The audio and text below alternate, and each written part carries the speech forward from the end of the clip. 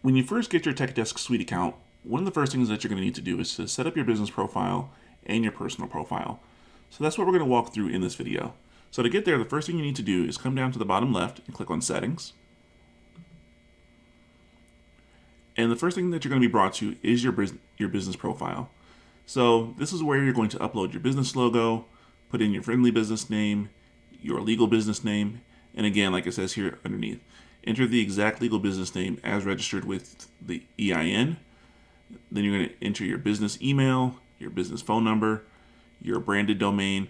So the branded domain is going to be all of the links that you use in the TechDesk Suite. So by default, it's going to use the TechDesk Suite link, but if you want everything to be branded to your own domain name, you would want to put that here. So something like app.mydomain.com, and then you click Add Domain and follow the instructions, which is basically adding a CNAME to your DNS records. If you're connected to Cloudflare, then it makes it really easy. It'll add it for you. So there's that. Then you put in your business website, choose your business niche. Once you have all that in there, click Update Information. Then you come over here to the right-hand side where it says Business Physical Address. And this is where you're going to put your address. And like it says here, street address as it appears in the EIN listing. And this is very important because if you're going to be setting up the phone system, so like if you want a phone number in the TechDesk Suite, it's going to use this address from your EIN listing to verify that you are indeed a legit business. So that is why this information needs to be correct and the same as you were using on your EIN listing. So put your address here. Then you can set your time zone. So your time zone is going to be for like sending out emails, all that kind of stuff, and for your booking calendars. Then you set your preferred language for the platform, so English, and then for outbound communication, you can choose either English or Spanish. And then you click Update. And then we scroll down, and you can now select your business information. So put in your business type, industry. This is where you put in your EIN. So you choose your business registration type. So if you're in the US, you're going to select EIN, and then put in your EIN number here, and then choose the regions where you operate. And then update that information. Then over here on the right, this is where you set your authorized representative. So generally, this is just going to be you or someone that's working on your behalf to take care of account details for you. So you put in their name, email, job position, and then their phone number with country code. And then you update that information. And then if you are indeed using the call system and text messaging system, you can set up a personal voicemail, so you can just record that and then have your audio file and upload it here, and then click Save Settings, and then you would just want to select the proper timeout, so either 10 seconds or 20 seconds for the timeout that's going to then send them over to the voicemail. Then you have a couple of other general options over here that you want to make sure that you have set. So this is like allowing the duplicate opportunity. So this is for the opportunity pipelines, and then merging Facebook contacts by name, disable contacts time zones. These I generally leave unchecked, but these I do check. So bot detection prevention for statistics, marking emails as invalid due to hard bounce, and validating phone numbers when sending the first SMS, and then verifying email when sending the first email. And then these last three are just making sure that you are compliant when you're sending text messages. So it's adding some information by default for those as well. And then contact deduplication preferences. I generally leave this turned off. I don't want duplicate contacts. And then there's the missed call text back. I do recommend enabling this if you are going to set a phone number using the TechDesk Suite service, because this will allow you to then automatically send someone a text message if they call and for whatever reason you are not able to answer. And generally, like with my business, I don't ever answer my calls, but if someone does happen to call, I do want them to know that, yes, this is a valid business, this number is in use, and then it sends them a text message, and we can then pick up the conversation there. So you enable that, and then it sends, you can select what you want the message to be, and then you click Save Settings here. So that is your business profile. Let's talk about your personal profile. So to do that, you come over here to the left-hand side, and you select My Profile. And then this is where you set up all the details for your personal profile. So you set your profile image. So you click on this, you upload an image. Then you set your name. So first name, last name, put in your email address, your phone number, and then you select your default calendar. So this is going to be used in the system. So if you were sending your calendar link to someone, this is the calendar that it's going to send them to. So you can select like that here. So we can just say, this is my default calendar, book a call with me. And then you can select your platform language. So you can select that to English. You can set your own signature here. So you can set your email signature. Then if you want it to be enabled on all outgoing messages, so you can set that here if you want.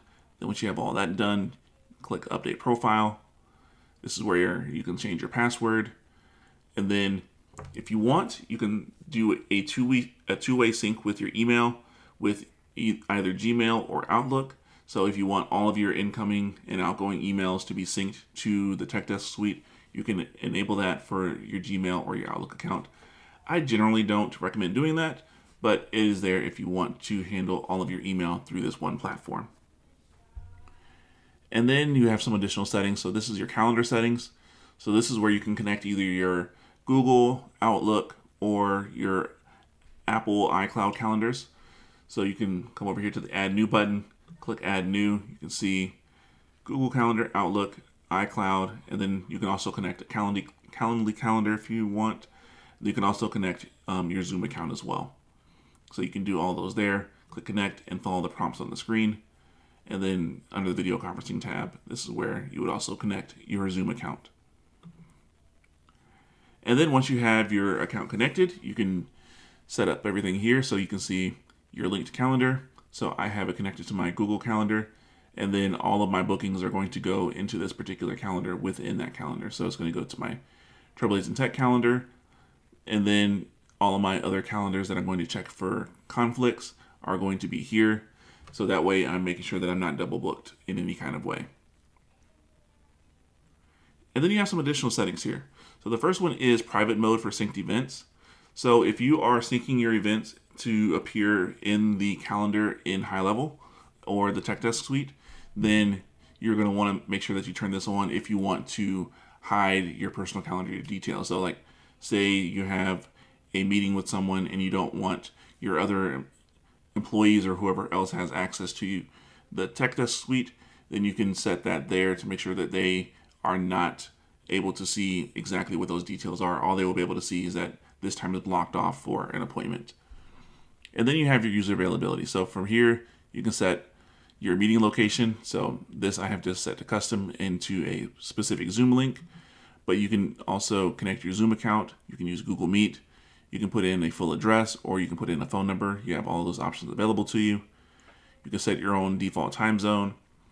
And then you can also select when you want to make yourself available. So this setting is going to override any settings that you have in any of your other calendars. So if you are connecting a calendar, putting this on there for just yourself, then these are going to be for like when you specifically are available for being booked for a call. So you can set it here, select the days of the week, and then set the time for each day. And then if you want to like break up your time throughout the day, like 10 a.m. to 12, and then from 1 to 5, you can do that here just by adding an additional time. And that is your personal profile. But then let's say you want to add some other staff members or someone else to your team to have access to the account. That is easy as well. So you do that by coming over here to My Staff. And then this is where you can see all of your staff members. You can see here we only have the one. And if you want to add a new member, you can just click Add Employee. And then you have this field here where you can then enter all their details. So you can upload the profile image, put in their name, their email, phone. Under Advanced Settings, you can set a specific password for them. If you already have their calendar set up, you can select their default calendar, their email signature if you want to set that up already. And then this is where some of the other settings are that are important. So first you have user permissions. So this allows you to set on a very granular level the permissions that any given user has. So if you don't want them to have access to your opportunities pipeline, you can turn that off here. If you don't want them to be able to access the funnels, you can turn that off. And basically, they'd only be able to see the items that you want them to be able to see. So that's under user permissions. You can select their user roles, whether they are an admin or just a general user. An admin can basically do everything. You can still select their user permissions, but there are certain things like being able to delete a contact or export a contact list that only admins can do. So I generally recommend setting someone as a user unless there is a specific need to set them as an admin. And then you have their call and voicemail settings, user availability, and then their calendar configuration, which the calendar configuration is not going to appear until you've actually created their account. So you do all that, click save, and it creates their account. And then they would appear under here, under the list. And then if you ever need to come in and edit someone, you click on edit.